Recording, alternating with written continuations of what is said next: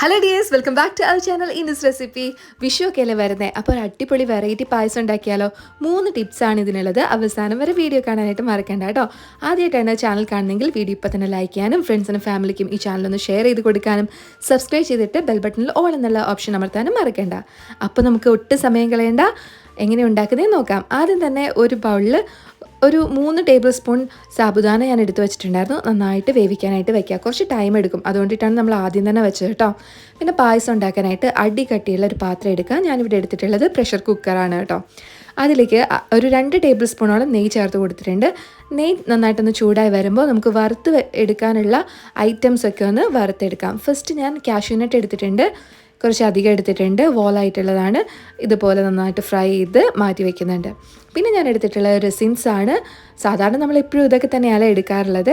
ഇത് ഇട്ട് കൊടുക്കുക. ജസ്റ്റ് ഒന്ന് ഇളക്കുമ്പോൾ തന്നെ അങ്ങ് ബോൾ പോലെ ആയി വരും. അപ്പോൾ തന്നെ നമുക്ക് കോരി മാറ്റി വയ്ക്കാം. പിന്നെ ഞാൻ ഇതിലേക്ക് സ്പെഷ്യലായിട്ട് ചേർക്കുന്നതെന്ന് വെച്ചാൽ പിസ്ത ആണ് കേട്ടോ. പിസ്ത ചേർക്കുന്നുണ്ട്. നന്നായിട്ടൊന്ന് ഇളക്കി കൊടുക്കുക. ഒത്തിരി ഒന്നും നേരം വെക്കേണ്ട, കാരണം ഓൾറെഡി ഇത് ചിപ്സായിട്ടാണ് കിടക്കുന്നത്. സോ പെട്ടെന്ന് ഫ്രൈ ആയി പോകും. ആ ഉടനെ തന്നെ നമുക്കിതങ്ങ് കോരിയെടുക്കാം. അപ്പോൾ ഇതും കോരി മാറ്റിയിട്ടുണ്ട്. ഇനി നമുക്കിതിലേക്ക് ആഡ് ചെയ്യേണ്ടത് വെർമിസലിയാണ്, സേമിയ. ഓക്കെ, അത് ഒരു ഹാഫ് ബൗൾ എടുത്തിട്ടുണ്ട്. നന്നായിട്ടൊന്ന് ഇളക്കി കൊടുക്കുക. പച്ചമണമൊക്കെ ഒന്ന് മാറി കിട്ടിയാൽ മതി. നെയ്യൊക്കെ എല്ലാ ഭാഗത്തേക്കും ഒന്ന് പിടിച്ച് ഒന്ന് ചൂടായി കിട്ടുമ്പോഴേക്കും നമുക്കിതങ്ങ് മാറ്റി വയ്ക്കാം.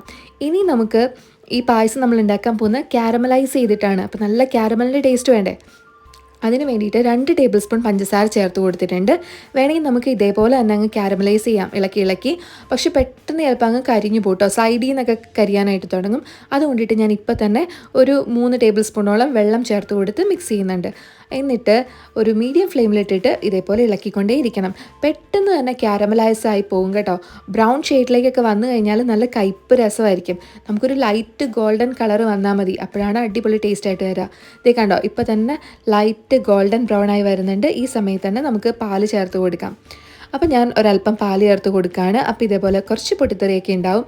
ആ സമയത്ത് നന്നായിട്ട് ഇളക്കി കൊടുത്തുകൊണ്ടേ ഇരിക്കുക. അപ്പോൾ നന്നായിട്ട് അങ്ങ് മിക്സായി വന്നോളും കേട്ടോ. പാലുമായിട്ട് നന്നായിട്ട് ഇതേ മിക്സായൊക്കെ വരുന്നുണ്ട്. ചായയുടെ ഒരു കളറിലേക്ക് വരുന്നുണ്ടോ, അടിപൊളി മണമായിരിക്കും കേട്ടോ. ഈ സമയത്ത് കാരമലൈസ് ചെയ്തേക്കുന്ന ആ ഒരു സ്മോക്കി ടേസ്റ്റും ഒക്കെ കിട്ടും. ഒത്തിരി കരിഞ്ഞ ടേസ്റ്റ് വരരുത്. ഇത് പെർഫെക്റ്റ് ആണ് കേട്ടോ. അല്പാൽപമായിട്ട് പാൽ ചേർക്കുക, നന്നായിട്ട് മിക്സ് ചെയ്യുക. അപ്പോൾ കട്ട പിടിച്ചിരിക്കുന്നതൊക്കെ നന്നായിട്ട് പാലിലേക്ക് അലിഞ്ഞ് കിട്ടും. നമുക്ക് നന്നായിട്ടൊന്ന് സൈഡൊക്കെ ഒന്ന് ഇളക്കി കൊടുക്കുകയും കൂടി വേണം കേട്ടോ.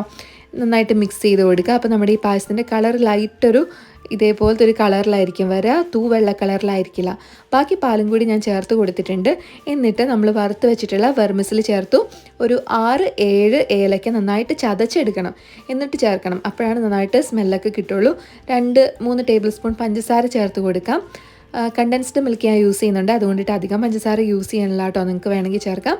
നന്നായിട്ട് മിക്സ് ചെയ്യുക. അപ്പോൾ നമ്മൾ വെർമിസലി വേവിച്ചിട്ടില്ല അല്ലേ, അപ്പോൾ അതുകൊണ്ടിട്ട് ഒരു 10 മിനിറ്റ് ഇത് വേവിക്കാനായിട്ട് വയ്ക്കുക. ഇടയ്ക്കിടയ്ക്കൊന്ന് ഇളക്കി കൊടുക്കാനായിട്ട് മറക്കരുത്, അല്ലെങ്കിൽ അടി പിടിക്കും കേട്ടോ. അപ്പോൾ ഒരു 10 മിനിറ്റ് കഴിഞ്ഞപ്പോഴേക്കും നന്നായിട്ട് വെന്ത് വന്നിട്ടുണ്ട്. ആ ഒരു സമയം കൊണ്ട് സാബുദാന നമ്മൾ ആദ്യം തന്നെ വേവിക്കാൻ വെച്ചിട്ടുണ്ടായിരുന്നു. ആ സമയം കൊണ്ട് ഓൾമോസ്റ്റ് നന്നായിട്ട് ട്രാൻസ്പെറൻ്റ് ആയിട്ടുണ്ട്. ചിലതൊക്കെ ഒന്ന് കടിക്കുന്ന രീതിയിലാണ്, പക്ഷേ അതും കൂടി ചേർത്ത് കൊടുത്തിട്ടുണ്ട് കേട്ടോ. കണ്ടൻസ്ഡ് മിൽക്ക് ഒരു 5-6 ടേബിൾ സ്പൂൺ ഞാൻ ഇതിലേക്ക് ചേർത്ത് കൊടുക്കുന്നുണ്ട്. തിക്നെസ്സിന് അനുസരിച്ച് ചേർത്ത് കൊടുക്കാം. നമുക്കിവിടെ UAE കിട്ടുന്ന പാല് ഓൾമോസ്റ്റ് നല്ല തിക്കായിട്ടുള്ളതാണ്. സോ കണ്ടൻസ്ഡ് മിൽക്കിൻ്റെ ആവശ്യം അത്ര വരുന്നില്ല, എന്നാലും നല്ല ടേസ്റ്റല്ലേ കണ്ടൻസ്ഡ് മിൽക്ക്. അത് ചേർത്തിട്ടുണ്ട്. പിന്നെ ഞാൻ ചേർക്കുന്ന ഒരു ടിപ്സ് എന്ന് പറയുന്നത് ഇത് വാനില ഫ്ലേവറാണ്. ഒരല്പം ചേർത്ത് കൊടുത്തിട്ടുണ്ട്. വാനില എസൻസ് ചേർക്കുന്ന പോലെയല്ല, വേറെ യാതൊരു രുചി വ്യത്യാസവും ഇല്ല, നല്ല ടേസ്റ്റി ആയിരിക്കും കേട്ടോ. അപ്പോൾ അതും കൂടി ചേർത്ത് നന്നായിട്ട് തിളപ്പിച്ചെടുക്കുക. എന്നിട്ട് ഇതേപോലെ സെർവ് ചെയ്യുന്ന സമയത്ത് ഞാൻ കുറച്ചും കൂടി പിസ്തയും അതുപോലെ കുറച്ച് ഫ്രഷ് ആയിട്ടുള്ള മാതള നാരങ്ങയുടെ അല്ലി കൂടി ചേർത്തിട്ടുണ്ട്. ഞാനിത് ചില്ലായിട്ട് ആണ് സെർവ് ചെയ്യുന്നത്, ഫ്രിഡ്ജിലേക്ക് എടുത്ത് മാറ്റാണ്. നിങ്ങൾക്ക് ഹോട്ടായിട്ടും ഇത് സെർവ് ചെയ്യാം. തീർച്ചയായിട്ടും ട്രൈ ചെയ്ത് നോക്കിയിട്ട് അഭിപ്രായം പറയാൻ മറക്കണ്ട. നിങ്ങൾക്ക് നെക്സ്റ്റ് കാണാനായിട്ടുള്ള ആഗ്രഹമുള്ള വീഡിയോ ഒന്ന് കമൻറ്റ് ചെയ്തേക്കൂ. അപ്പോൾ അടുത്ത വീഡിയോയിൽ കാണാം. ബൈ.